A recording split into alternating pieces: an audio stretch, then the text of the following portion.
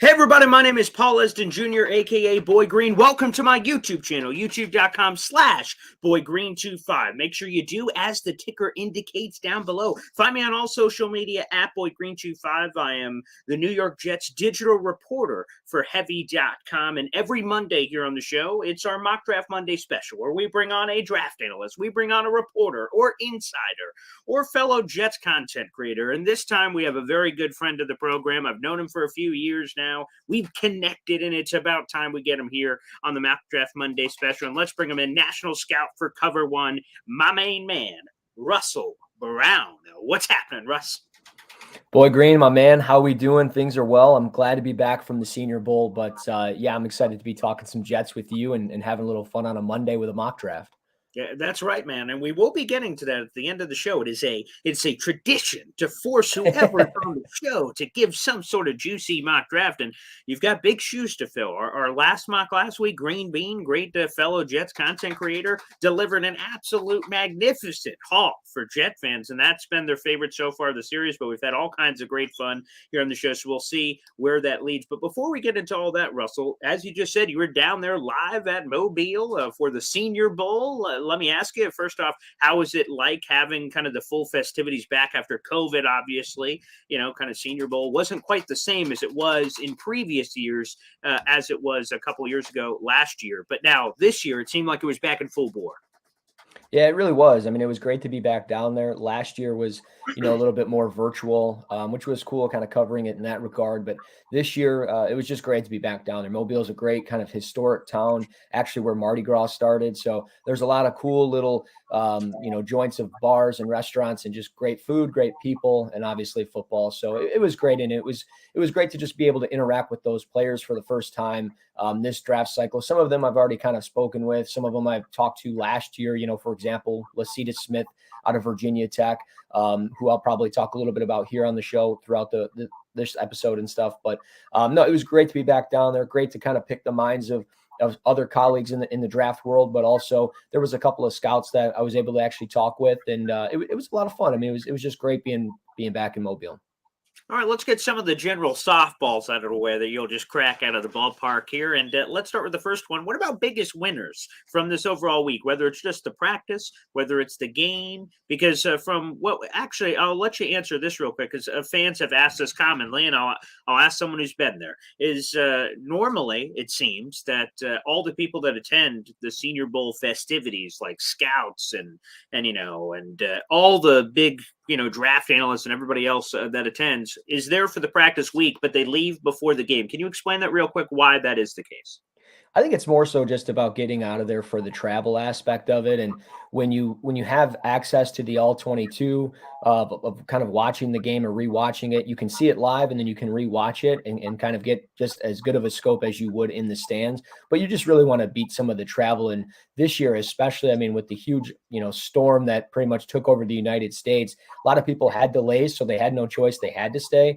But again, when on a normal year, there's just so many different media members there and a lot of fans of just, standard attendance in the building. So just kind of want to get away from that sometimes and just get home. It's a long couple of days. I mean, you think like, oh, I'm on vacation, but in reality, I'm getting up at, 6 o'clock in the morning, having a quick breakfast or coffee and getting over to, a convention center or the stadium and doing interviews and things like that. So it's really work around the clock for, 12, 14 hours. And it's long days. So you just want to get home, enjoy the game, and kind of rest up.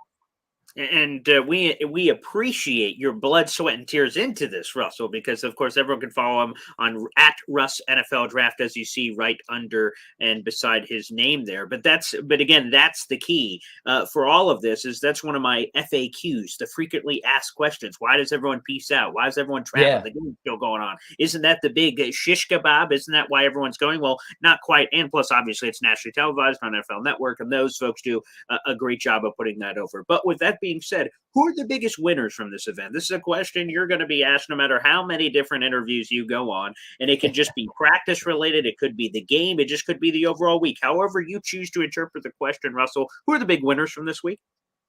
Well, it's hard to just pinpoint to one. I'll start with the QBs just to kind of get them out of the way because I know a lot of Jets fans probably don't really care about the quarterback because you have Zach Wilson, but I'm sure there is that question. And I mean, Kenny Pickett didn't really do too much to hurt his draft stock. He was a really good interview from the scouts that you talked to, and it seems like the Carolina Panthers are really enamored by him. And he's got a good relationship with Matt Rule because he was going to go to Temple. Matt Rule was there. Matt Rule ended up going to Baylor, and he decommitted and flipped to Pittsburgh. So Kenny Pickett, I think, had just a good week. I mean, the rainy, windy day of practice was bad for really all of the quarterbacks on that second day. But Pickett, he struggled at times with snaps. He was working with just one glove rather than two gloves, as everybody calls him, Kenny Two Gloves. But he, again, I think he did just fine. He was pretty consistent all the way across the board. And I think the biggest thing is this is how I say he's going to be at the next level. What you see is what you get. And I mean, I don't think he's really going to go from this type of quarterback to way up here. I think really he's going to just kind of be that flat line and pretty consistent. So I think you can live with that if you're a team like the Panthers or picking in the top 10 for QB. Next, Malik Willis. I mean, there's so much hype around him. He had a great week. He was a great interview. He had some really bright spots in practice. And it was like, he'd have 2 or 3 bad throws and then 2 or 3 really good throws. And he was kind of like that throughout the week. But he did enough, and it just sounds like, the Pittsburgh Steelers love him at 20, but everything that I've kind of come across is he's not going to be there at 20. So is he a top 10 pick? Is he top 15? Where does he fall? And that's really the quarterback side of it. But the other, 2 or 3 names that I would throw in there, the most consistent player by far was Zion Johnson out of Boston College, the interior offensive lineman. I know, maybe the Jets would be interested in a guy like that on the interior at 35 or 38. I don't know if he's going to be there. I think a team like Philadelphia with 3 first-rounders and some uncertainty on the interior makes a lot of sense there in the top 20. Pittsburgh as well, if they get a veteran QB and they want to get younger in the middle. He had a consistent week, stayed after practice, working on snaps and doing those types of things. So I think he had a really good week. Perion Winfrey out of Oklahoma, MVP, right? I mean, the Jets loved him. The Jets were really happy with his performance. And I mean, I think when we look at the first tier of interior defensive linemen, you have Jordan Davis to Marvin Leal. There was really no certain guy after those two. So I think in that second tier, you get into Perion Winfrey, and I think he maybe solidified himself as that third best defensive tackle. And it really feels like Perion's going to end up going into, that second round range. And he kind of reminds me of Nick Fairley a little bit as far as just overall length and in some of the explosiveness, the high motor. So I think maybe he could go somewhere there, but he had a great week. And then obviously Trevor Penning, you just see him bullying people on Twitter. You see him having a great week of practice, getting into it with everybody. And it seems like he's going to go in that first round. He reminds me of Garrett Bowles. He's got to clean some things up as far as, the over aggressiveness leading to penalties, but you love it. You love the attitude, the chip on the shoulder, and somewhere in that first round, somebody's going to need to upgrade offensive tackle, and he's going to be that guy. Again, we're speaking of Russell Brown, national scout for Cover One here on a Mock Draft Monday special, talking all things New York Jets and draft related. But Russell, one thing that you may be wrong on is you said, wow, Jet fans, they won't care about the quarterbacks. They got their own guy in Zach Wilson. And while, of course, that's true, the franchise, but Jet fans have, we got 2 first-round picks, one at number 4, one at number 10. If quarterback buzz happens to be there, perhaps Pittsburgh or Carolina or one of these teams, maybe even deeper in the draft, could be willing to move and groove. So let me ask you a little buy or sell here. Are you buying the hype of one Malik Willis? Are you buying some of the hype of Kenny Pickett and the apparently carny hands that apparently he has? Like, are you buying any of that potentially with a team willing to move up? And then maybe the Jets could say, hey, maybe we could pick up some extra picks here and back up the truck a little bit. I'm going to buy the hype. I mean, I really am. I mean, I know there's really no right answer. It feels like within this quarterback group, Matt Corral obviously maybe was the most beneficial QB because he didn't have to show his flaws out there at the Senior Bowl. But I do buy the fact that teams are enamored by both Willis and Pickett to get that opportunity that you didn't really get through the regular season or really over the last couple of years to learn from these guys. I think, when you get that week to do so, it really stands out to you. Now, I'm not saying 3 days of practice or an all-star game is really going to make or break a prospect. It shouldn't really necessarily change your grade or have you shift him from, let's say, 50th overall to number 1 overall. But I think, again, these two guys, and we all know quarterbacks are the premium in the draft and in the league. So there are teams that are going to be interested in them. I think Atlanta at 8 would be a great spot for Malik Willis. And it was interesting, during the media day, he mentioned 3 quarterbacks that he really pays close attention to and studies. And, Russell Wilson with his touch and how mobile he is, he really was, admiring what he does. Aaron Rodgers with what he does from the arm angles. And then he mentioned Matt Ryan with how he handles anticipation and those types of throws. And I think it's just an interesting name. You don't really hear Matt Ryan from a quarterback. You hear, Pat Mahomes and Kyler Murray and all these other names, So it was interesting. And I think he's a real student of the game. And I just wonder, would the Falcons take a strong liking to him? But could a team trade up? Yeah, I think there really is a team that could trade up. So maybe not at 4, more so maybe at 10. I don't know if anybody's going to trade into the top 5 for a QB, but I really think that the Jets at 10 could be in a trade down situation for a team that either wants a quarterback or maybe one of these playmakers at wide receiver. Tasty. I like it. And I agree. I think number 10 is the one. Now, I want to throw you some buzz from over the weekend. I wrote a story about it for Heavy on Jets, again, where you can find all great New York Jets content and articles. And this was from Todd McShay. So I want to get you a little buy or sell. I know you don't want to throw fellow draft people under the bus, but this is what he's saying. So I want to see if you're all in on this, because this tickled the fancy of several Jet fans. Here you go. This from Todd McShay in his buzz he's hearing coming out of the Senior Bowl.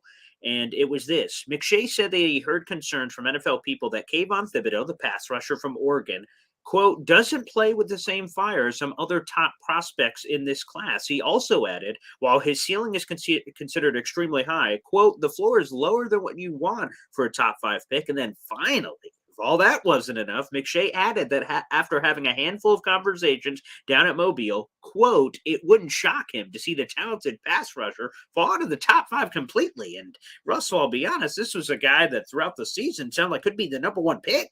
Now all of a sudden, outside the top 5, what's going on here? Are you buying all this buzz that's happening, or lack of buzz, quite frankly, on Kayvon Thibodeau?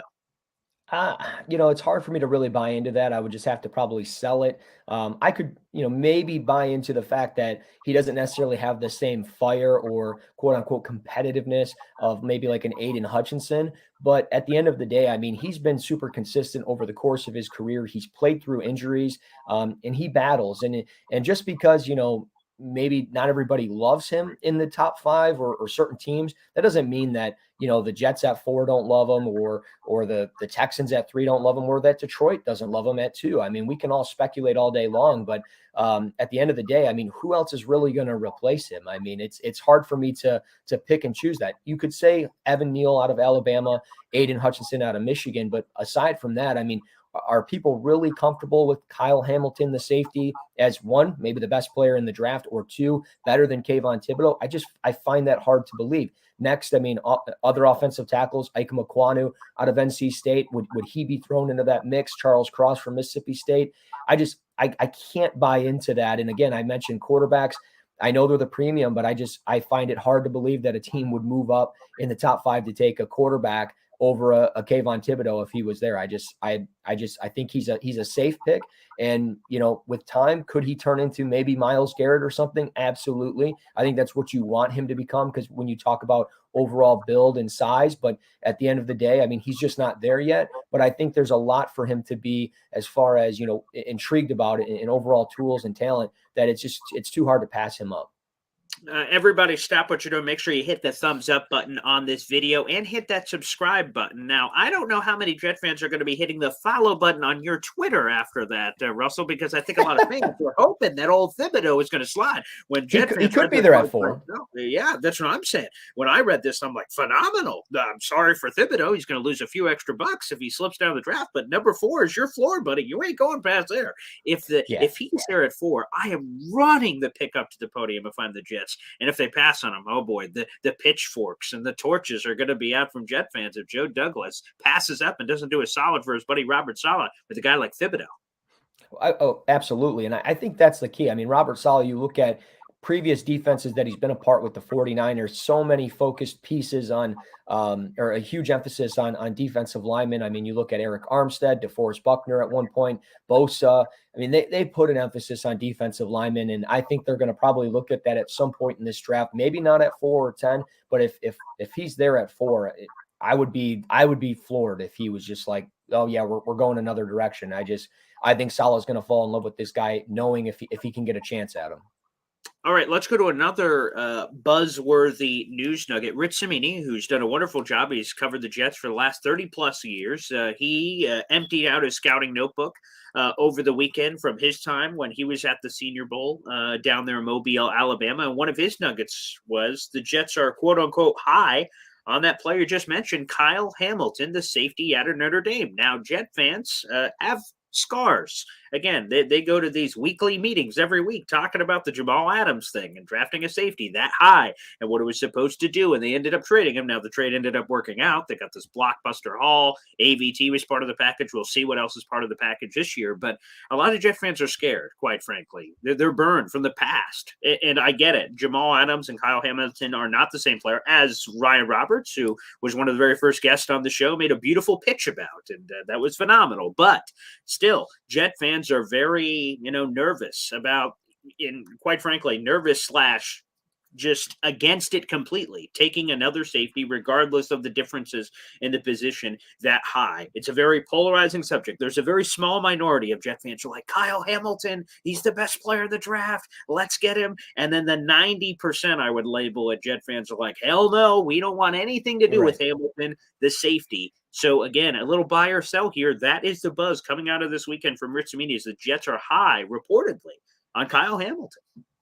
I would buy into that. I mean, Rich is a well-connected guy, like you said, been covering the team for a very long time. And I don't think he would just throw out a headline or a player like that just to get clicks. I really don't believe that. I think he's going with what he hears. And I wouldn't be surprised if a couple of scouts maybe spoke to him and said, yeah, Kyle Hamilton's our top player, because maybe realistically in their mind or how their board is shaping up is he's probably going to be the best player available by the time they're on the clock at 4. So I think when you look at, again, defensively, Robert Saleh, he needs guys in the back end just as much on the front end to make plays. And I think Kyle Hamilton, from a playmaking standpoint, can do that. Listed at 6'4", 219, does a really good job in a variety of ways, getting his hands in there to make, breakups on passes and be disruptive in that regard with the length, but also the athletic ability. He closes really well. And I think you can do a variety of things with him that I think Saleh and this defensive staff would really like to do, because, he's got good, like I mentioned, good length, but he can do a variety of things from playing on the outside. He could play in a nickel spot. He could play as a single high safety somewhere down in the box. So I really like his skill set, and it's rightfully so. A lot of people have already said, he could be the best player in the draft. Like you said, maybe 10% of people have maybe saying that, but I understand that the Jets fans would be scarred from Jamal Adams and things like that, but you can't live like that. You look at previous regimes of bad quarterbacks selected. Well, if that was the case, if you had one bad miss on a quarterback, you're never going to draft a quarterback again. Like, no, if you need a quarterback, you're going to have to draft him. If you need a safety here and a playmaker defensively, you should draft him, because, you look at the players around you in your division, you got Tua, whether you love him or hate him, he can still make plays at times. You have Jalen Waddle, who you have to honor on that Dolphins roster. But then you look at the Bills. I mean, Josh Allen, Stephon Diggs, Mac Jones in New England. And I know that's not a huge threat, but I think with time, he's going to get better. And with more weapons on that offense, he's probably going to get better. But they can run the ball and they can be effective offensively in the Patriots system. So adding a guy like Hamilton and just adding defensive pieces is key. And when you look at the Panthers, what they've done over the last 2 drafts, very defensive heavy with Matt Rule. And I know it hasn't worked out offensively with the quarterback position, but if you can get better defensively with Robert Saleh and this staff, again, I think you just have to do it. And I think, to your point, one of the battle scars that whether the Jets want to admit it or not is back in, I think it was 2008 was the draft that they selected Vernon Gholston. And I know, again, people just cringe to Jet fans that are watching this. Ugh, God. But the Jets have not dipped their toe back in the edge rushing waters in the first round since Vernon Gholston, unless there's a name that's not hitting me. Sheldon Richardson, I guess, and Muhammad Wilkerson a little bit, but not quite to the same level that they were hoping hoping that Vernon Gholston was going to be, and especially not that high. Richard Right. Sheldrickson, for instance, was number 13 overall. Muhammad Wilkerson was like number 29 overall. I'm talking about like Gholston at the time, I believe, was a 6th overall pick in that class. So they have not invested, maybe for scared because they were embarrassed. Gholston never had 1 sack. He had 0. Me, you, and him are tied for career sacks with the New York Jets with a big fat donut, man. So, I mean, they have been a little bit shy with diving back in those waters again, hopefully, but I think you said it right, that you can't be afraid. Okay. You make a big miss, you make a big blunder, and all the wrong headlines and back pages for all the wrong reasons for making this boneheaded pick, but that can't make you afraid to dive back in the waters again, especially since it's not the same regime. It's not the same general manager, not the same head coach, and not the same players, obviously. So it's impossible and ludicrous to compare those kind of things. So 100%, we will have to keep an eye out there. Again, of course, that was talking safety as opposed to edge rusher, but still one that they need to dive in on. And one thing to add, I mean, I know, the scars of Jamal Adams might not be pretty, but it wasn't like he was a bad player for your team, but also had you have not had him, you wouldn't have an additional first round pick right now. You wouldn't have some of this draft capital. So it's a benefit to taking a playmaker, and whether he doesn't work out because maybe of an ego or the coaching staff or whatever, if he can play and teams are willing to pay the price for him, like the Seattle Seahawks did, maybe another team would do the same for Kyle Hamilton down the road for the next regime if this one doesn't work out. I'm fingers crossed that it does, because I like Saleh and I like this staff. But at the end of the day, you never know how it's going to play out. So you can't be afraid to take a player of a caliber like this.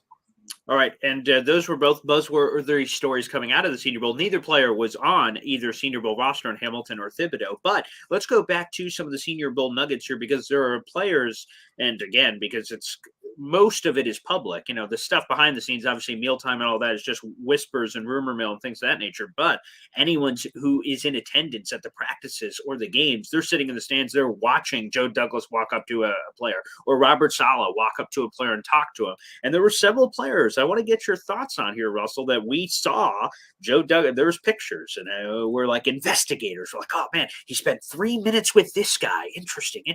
So a couple of players we need to throw out there that were spending a lot of time with the Jets, it looked like. We'll go to Trevor Penning, that very interesting offensive lineman who also, speaking of polarizing, he was getting a little chippy out there, it seemed like, at the Senior Bowl, throwing people to the ground and spiking in. Half of I'll just say the NFL fan base, I won't just specifically categorize it as Jets, but it was kind of half of the NFL fan base. Everyone was like, yeah, you need that nasty factor. You need the intensity. You need the man, that's a mean dude. And the other half were like, Jesus, man, those are your teammates. What are you doing, man?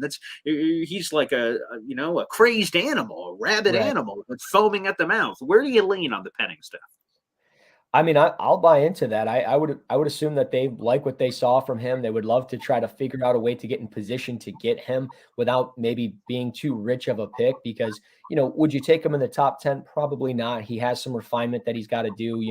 He's working sometimes with his footwork being a little bit too slow off the snap, or going with a two-handed punch, which you don't always see out of an offensive tackle. You really want to see sometimes just kind of that half man responsibility that a defensive end would do, but you would want to make sure that you're doing it without giving up too much inside leverage or outside leverage. But Penning, I mean, he had a great week of practice. You saw it all week long, getting into it with Tyreek Smith and Kyron Johnson and certainly other players as well. But I mean, I think this is more so the conversation of, do the Jets go from having, maybe multiple day 2 picks, like maybe moving back from 10 to, let's say, 15 or 16, or do they go from having, 4, 10, and then taking one of those second round picks and moving back up into the first round somewhere to potentially land him? You look at maybe the Raiders, you look at maybe, Tampa Bay. Some of these teams are really uncertain. Green Bay is another one as well. So I think you get into an interesting conversation there and debate of how do they end up getting him if it's possible. But I'm sure that they're very intrigued by him. And when you look at, the top tier offensive tackles, sure, they could take them. Obviously, they're in position to do so. But maybe they're more so looking at, maybe we load up defensively and then find a way to get in the middle of the second or the first round somewhere and grab Penning. So I think that would be the ideal spot and what fans would maybe hope for, but only obviously time will tell. But I could see them being very enamored by him. And Russell, I think you really, really encapsulated it very well. That 10 obviously would be, at least at this point. Again, draft stocks change all the time, and Carson Wentz a couple years ago was what, a second round pick heading into the Senior Bowl, ended up being top 2 pick. So anything can happen. But at this point, that's the same temperature as Jet fans. Is that 10 would seem a bit rich for Penning. But then they play the game, okay, how far do we drop back but don't lose our guy? Or reverse fashion, that how much do you trade up? Fortunately, the Jets are in a great position that they could do either. At number 10, it's very realistic. They could drop 6, 7, 8, 9, 10 spots and maybe still get Penning, or the reverse side of 35 or 38. They have those 2 high-priced or high-premium second-round picks, both their own and the Carolina Panthers, to potentially sneak back in. So that will be an interesting conversation. Let's show a couple other names that, again, it seemed like they were buzzworthy with the Jets. Either Joe Douglas was spotted with them, Robert Sowers, kind of seen with them, or it was kind of reports on Twitter, a couple other names at the Senior Bowl. Cole Strange, what do you make of him? Well, he battles, man. He tries his best. He's not necessarily the biggest guy on the planet, definitely not the most technically sound player on the planet or the strongest, but he would have one bad rep and he'd come back and battle right back on the next rep and win it. So you really love what he provides from an interior perspective. I think he's probably going to play center at the next level. Kind of looks like that old school 70s football player with the bar down the middle. And then he's, not wearing any gloves or anything fancy about him. He's not sexy by any means. He's just going out there and playing football. So I liked what I saw from him as far as, putting his hands on the chest plate consistently, keeping his hands locked inside, showed some grip strength. But there was times where he just couldn't anchor. He couldn't do certain things. And I think that's the key, is that he's got to make sure that he's able to anchor and get some of that core strength improved on. So would he be, a day 2 pick somewhere, maybe in that 3rd round range if possible, but he seems more so like probably a day 3 pick, maybe early. And it's hard to always put a real stock into, a couple days of practice and say, well, he had a good, pretty consistent week, so automatically, boom, he's a 2nd or 3rd round pick. There's only so many spots for these 2nd and 3rd rounders, and Cole Strange could fall or maybe just go in his original spot as far as being a 4th or 5th round pick. And maybe that's more so what this is about. He solidified himself as that 4th or 5th round pick. There's no questioning of moving him up or moving him down, and more so keeping him where he rightfully belongs. It's funny that during draft season, you'll hear people say, wow, man, I'm just being over dramatic here, but they would say, oh, well, we got 50 guys with 1st round grades. And I'm like, there's 32 teams or the reverse, where we only have 10 1st round guys. And so other people naturally have to fill the spots, whether higher or lower. So that's always a fascinating conversation. This guy's very interesting. And I want to know what you believe his draft stock is, because at first, Jet fans in general, again, they need edge rush help. There's no question about it. Even if Carl Lawson comes back, ruptured Achilles, it's impossible to know what he's going to be able to bring back to the table. But you have to assume he brings back nothing, and then anything he does bring back is gravy, and you just have to attack this position. Now, Jet fans thought with some of the somewhat meaningless, and I put that in quotes, wins in the second half of the season, they thought it took them out of the running of Aiden Hutchinson or Kayvon Thibodeau, or these guys who went, we're going to be stuck with George Karlaftis, or we're going to be stuck with who knows what. Man, we've missed out on edge rusher. Those were the guys. Now we missed out. But a new name has surged into the conversation. That is Jermaine Johnson. How high did he surge with all the buzz that's happening around him, and how worthy of a prospect is he for the Jets?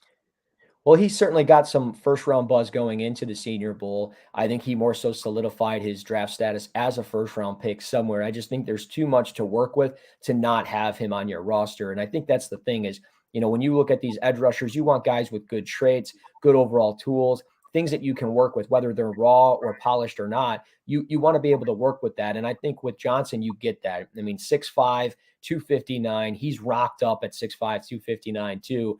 And I think he did a really good job putting some power and speed on display, showing that blend of that. He also showed just really good bend and relatively fluid hips. I would say on tape, he's got to get more consistent in stopping the run. There's times where he doesn't, fight pressure with pressure, doesn't squeeze things down the way that you want him to, and really gets his hips out of alignment and gets maybe washed out of plays a little bit too consistently on tape. But that can work, you can improve with that on time. And I think he can certainly be a 1st rounder somewhere. Things I've gathered, Eagles really seem to really like him. Again, a team with, 3 1st rounders there, really from 15 to 20. So they could be really interested in him. Obviously, you can never know what the Baltimore Ravens are thinking. Could they be interested in another edge rusher? Could the Browns be interested in an edge rusher? So, I mean, I think realistically he could go as high as maybe 10, like, to the New York Jets if they really want to pull the trigger there. But I would say as low as 32. I mean, I think that's probably the best way to shape up his range. It's just more so what other edge rushers go before him and really where's that comfortable spot for teams across the league to take him. No, that makes a lot of sense. Again, just a very interesting player. And that's, I think, where some people pause, at least from a Jets fan perspective, where they don't have all the insight of the player, is that, they see names routinely mocked to their guys. They're like, okay, so that's the value. And then when another name surges into the conversation, then they're like, is that too rich? Is that too, Right. What are we thinking here? So that's kind of fascinating. Now, Russell, before we get into our mock draft, and I don't want you to blow your load here with this question, but it was a common question when I said, "Hey, I'm going to have Russell Brown on the show. What questions do you guys want?" The most common, the most frequently asked question was, "Who are some Senior Bowl fits for the Jets?" Who are some players? Again, it doesn't have to be first round, second round, just players you see, you're like, you know what? That guy looks like he'd be a Robert Saleh scheme guy. Or maybe even just, wow, that's a Jets guy. That's a clear position of need. He's the best player here. Those two things are marriage. Again, I don't want you to blow your load for your mock draft coming up in just a second where you'll be forced to make Jets pick after Jets pick. But I had to have that question in there. Who are some natural Jets fits from the Senior Bowl roster? Well, certainly, obviously, Trevor Penning, we can throw him into the mix there right from the jump. I mean, just because you want a guy that's nasty on your offensive line, you want to protect, potentially the franchise and Zach Wilson. So can they get in position to get him where it makes sense and it's good value? I think they can. And I think they're going to, I truly think they're going to find a way to try and do it. I'm not going to say they're going to pull it off, but I think they're going to definitely go down the aisle and browse and try to figure out how they can shop and get in position to do so. Beyond that, I mean, I think some Senior Bowl guys would be, Boy Mafi out of Minnesota. He's going to test really well. Vertical jump is supposed to be above 40 inches. So just an explosive athlete. It showed. He had some really nice plays yesterday during the game. And he understands how to bend, and he's really fluid. I think teams are really going to fall in love with him. I think the Jets could potentially put themselves in position to maybe land him somewhere on the second day of the draft. And I think that would be a really good value pick for them if maybe they go, let's say, just hypothetically speaking, Kyle Hamilton at 4 and either a receiver or an offensive tackle at 10. I think, again, they can put themselves in a really good position to get an edge rusher somewhere on that second day. Christian Watson of North Dakota State, probably the best wide receiver throughout the week, just from a standpoint of physicality, route running, overall speed, and what he was able to do at the catch point. I mean, he checked in at 6'4", and he is 100% 6'4". I mean, there's no doubt about it. And he did a good job with his length. He did a good job with his route running and just being explosive there. So I like his versatility. I think he can play out of the backfield, as you see maybe Deebo Samuel do. And I think he's a top 50 pick. So at 35 or 38, would they be interested in taking a player like him? Absolutely. Trey McBride, I'll throw him into the mix. I like McBride a lot. I think he's first round, not a first round talent, but I think he could definitely sneak in the first round somewhere. He kind of like Kenny Pickett, didn't do a crazy amount to like wow you and say, yeah, he's a solid first round pick. But I think he did a good enough job where you can say, yeah, he's the top tight end. He was relatively consistent on the blocking front. He had a really nice block against Arnold Ebiketie on the second day of practice. Some people will say it's holding. I don't care. I mean, if Trevor Penning's throwing guys down, so can Trey McBride, and he did a good job there. So I think from a route running perspective and just an overall pass catcher, he's good. He's what you want. And I think those are guys that, that they got to work with quite a bit and are probably going to fall in love with quite a bit as well. And just lastly, Jalen Petrie, as I mentioned, Kyle Hamilton at the top of the draft at safety, maybe somewhere on that second day, if they miss on Hamilton or they pass on Hamilton, Jalen Petrie is very versatile, can play up in the box. And he even said, he tries to replicate his game after Buda Baker, Tyrann Mathieu. Those are his two favorite players in the league. So if you can get a guy like that can play in a variety of spots and is aggressive downhill, I think, Jets fans should fall in love with it and they should be all over him. Yeah, that would make a lot of sense. And like I said this last, kind of draft cycle, is that Jet fans will fall in love with the player. And basically, even though they may or may not end up Jets, the fans, as far as they're concerned, they're like, oh boy, boom, the Jets already drafted this guy. That was Elijah Vera Tucker last year. Every Jet fan wanted Elijah Vera Tucker. So when he was there, it was like the coming of Jesus. So this time, I think that player is Trey McBride. I think Jet fans are already convinced. They already have it. If they have a Jets roster sheet in front of them, they're like, oh, great, we have Trey McBride now. Great. Like they've already convinced themselves that McBride will ultimately be a Jet. Again, we will see. He did. Indeed, yeah, go ahead. Yeah, no, and he did interact well with the coaches. I mean, you could see he was always kind of in the middle, in the center of the breakdowns of the huddle and just the camaraderie around the team. He was very much in the mix with that. And I will also say so was Perion Winfrey. So he's another one. He won MVP.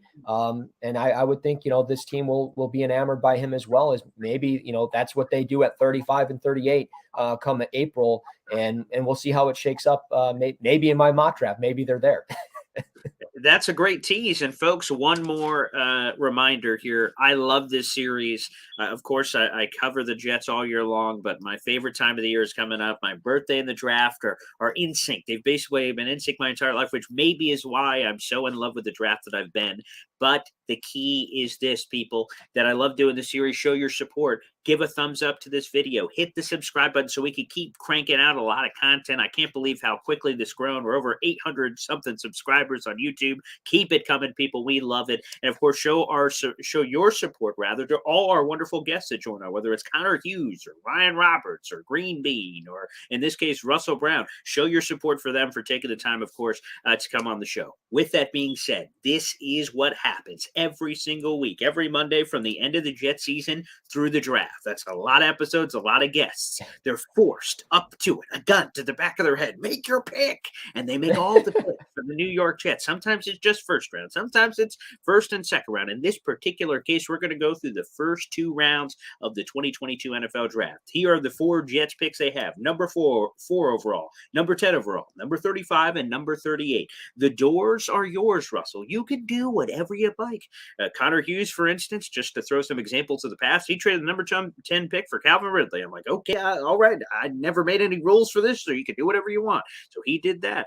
Green Bean last week traded back and then traded this and then traded that. I'm like, okay, wow, you guys are really taking this thing crazy places, which I love. So you can stay, trade, do whatever you want. You are the GM of the New York Jets. So let's start off with number 4 overall. You're going to give your Jets mock, what you would do if you were running the operation for the Jets. Number 4 overall, where do you go, Russell? Well, I was doing a mock draft simulator to kind of do this. I like to just do those to make sure that, it plays out properly, because I don't want to run. I don't want to live in necessarily fantasy land. No offense to anybody if they do that, but also I want to be realistic, and I like to see how the board shapes up. And maybe this isn't realistic, so maybe I shot myself in the foot there. But Evan Neal from Alabama ended up being available at 4. I do think realistically he could be the first pick of the draft. I think, trying to get the blindside protector for Trevor Lawrence is important for Jacksonville, but he ends up being passed in this simulator. So he's there at 4, and I just have to go ahead and take him. I mean, I know we've got Mekhi Becton here, but I could easily move Mekhi over to the right side. I could play Evan Neal at the right side. Either way, I want to give my quarterback, Zach Wilson, 2 big bodies at offensive tackle. And Evan Neal is so explosive for a player of his size. He is going to be, I think, a premier left tackle at the next level. So I would take him, move him to the left side, take Becton, put him over on the right side, and I'm just cleaning up my offensive line. And I mean, when you think of the left side with Evan Neal and then Elijah Vera Tucker, I'm running left all day long. And that's what I'm doing. So he was available. I liked it. And then at 10, the phone was ringing and I had to answer it. The Cleveland Browns call me. They say, hey, we want to go get a pass catcher. We want to make sure that nobody takes our guy. We'll give you pick 13 and pick 78. And I said, okay. So I traded down and I went ahead and got Derek Stingley Jr. out of LSU.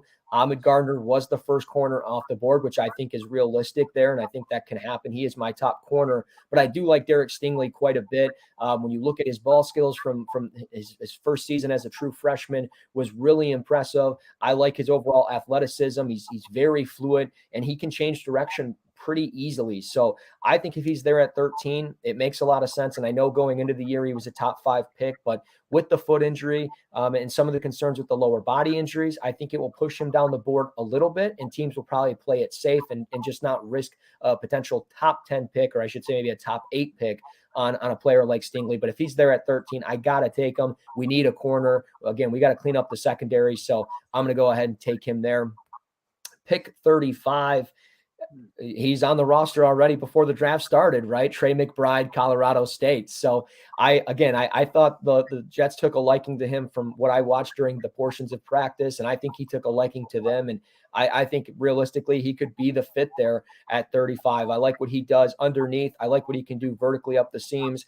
And I've often said this. I think the upside there is that he could potentially become maybe like a Travis Kelce 2.0. Maybe he's not as productive as Kelce, but again, I like what he does underneath with stick routes, crossing patterns, and he's just going to be somebody that could become, Zach Wilson's best friend over the middle of the field, and you need that. So I like the fit there. And then at 40, I traded down from 38, by the way. The Broncos called. I gave up I gave up 38 and 145 to get pick 40 and 96. So it was if I can move up, later in the draft and still go just down 2 spots here and potentially still get my guy, I'm going to do that. And that's what I did. And Christian Harris, the linebacker out of Alabama, was the pick. I mean, I think Christian Harris is very explosive. I think he's an effective blitzer. He's not necessarily, Devin Lloyd from maybe the versatility standpoint, or again, as maybe as athletic or as efficient or aggressive as, a player like Nakobe Dean.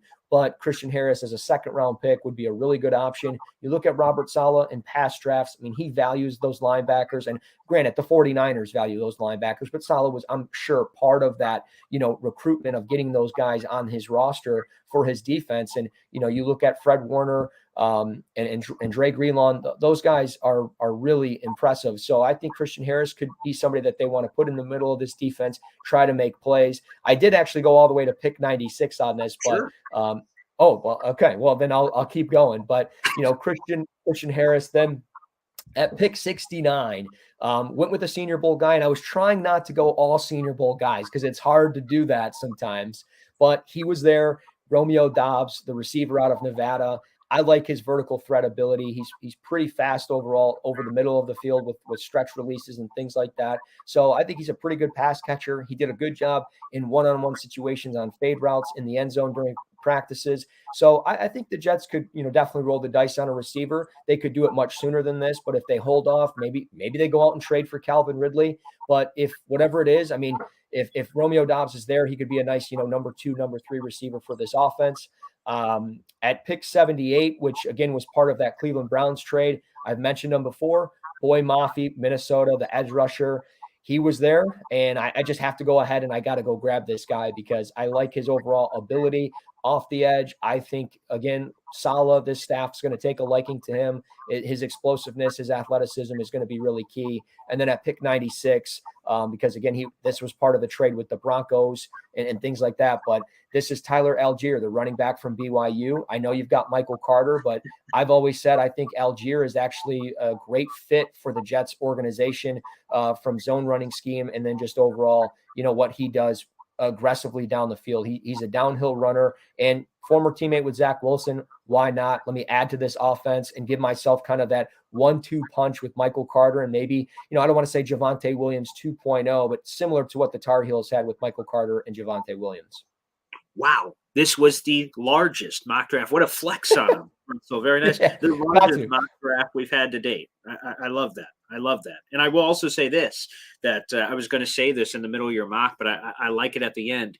I like that you're using a draft simulator. For me, I have not done it this season, but in the past, where I've been running like a Jets page, like in the past, I've run the Jet Press and others. One of the things I'd love to do is each week come out with a mock draft. And how I would do it for whether it's a 7-round mock or whatever is I would use like a draft network simulator. There's a million simulators out there, so feel free to use whichever your heart content is for that. But I love using the simulator because there's a sense of reality here. I'm like, hey, this is the simulation I did. Here were some of the players that were available available. Here's who I ended up picking, and go through the entire process. And I like how you said that. Again, I don't want to live in fantasy land. A few people do, right? Because I don't want someone to come on the show and say, okay, you want my mock call? Okay, I'm going to take Aiden Hutchinson at 4. At 10, I'm going to take Kayvon Thibodeau. At 35, Evan Neal. Like, that's stupid. Like, so I appreciate, no offense to the people that enjoy doing that, but to me, that it's kind of wasted breath. I want a realistic. To me, for me, mock drafts. I know there are people that hate them. I actually have a friend. It's kind of funny how it works out, right?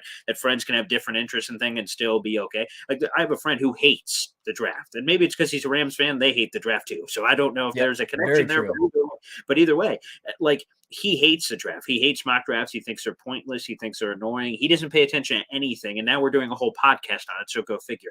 But the fact of the matter is, for me, is I feel like these are exercises to learn about prospects and learn about the draft. And then obviously things are going to change. The mock we just did right now, Russell, here on a Monday, to what we're going to do in 2 months from now after free agency are going to be vastly different. But I don't think that's wasted time. I think that's effective exercise to try to see, because anything can happen and they can change. So I want to say thank you so much, Russell. This was great. Again, the biggest Jets mock draft so far. So now the bar has been set even higher for our next guest to join us next Monday, man. You're one of the best in the business. And thank you so much for joining us, man. That was a lot of fun. Thank you. I appreciate it. Anytime you want to do a mock draft, just give me a call. I love doing mock drafts. This was a fun exercise because the Jets, again, have such an interesting roster. There's a lot to look forward to, some good future pieces there. And this is a key draft for them. And especially, this staff being able to, partake in the Senior Bowl and get to know these guys, it's important. So I think this could be, one of the most, every NFL draft is important. But when you look at just recent memory of the Jets, this could be one of the most important ones that maybe is the turning point for this organization. So we'll see what happens, but I appreciate you, Boy Green, bringing me on, Paul. It's always a lot of fun. And anytime, we'll have some fun doing it on radio as well. And Russ, before we get you out of here, feel free to do any shameless promotions for yourself of things that may be coming up in the near future where people can follow you. Yeah, Twitter's the main thing that I do, at Russ NFL Draft. I do have a TikTok where I break down prospects from time to time, at Russ NFL Draft as well on there. So you can smash the follow button on either one of those. The Cover One NFL Draft podcast you can find pretty much anywhere. We'll be doing some video stuff on YouTube between now and the draft. We're kind of working through on getting, maybe an intro set up and some official audio and video stuff like that. But ultimately, just find it on any, podcast platform that you use for the Cover One Draft podcast. And then, other than that, just find me on Twitter. We'll talk ball. I'm a pretty laid back dude and I just love football. So go Jets. Appreciate you bringing me on. It's always a lot of fun. All right. Thanks, Russ. There he is, Russell Brown. And again, at Russ NFL Draft. You can follow him on Twitter. Until next time, everybody, we'll see you later.